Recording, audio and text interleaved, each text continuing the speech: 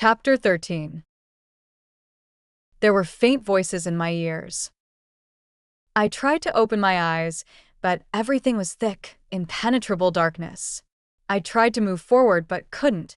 I was trapped like an insect in amber, unable to even make a sound. The surroundings suddenly fell silent. Then a voice broke through. "Hey kid, is your girlfriend awake?" At the edge of the darkness, a light source appeared. A voice came from a great distance, incessantly. "Mabel?" It was like swimming upstream from the deep sea. The light got closer and closer until it exploded behind my eyelids. I opened my eyes. A white ceiling and a ceiling fan came into view. Not far away, a window was open. Tree branches swayed gently in the breeze, and morning light filtered through the leaves. A face appeared above me. The man had a young, sharp-featured face. His high cheekbones gave him deep-set eyes, and his chin was shadowed with stubble. He stared at me with intense focus. My eyes focused, and I tried to speak.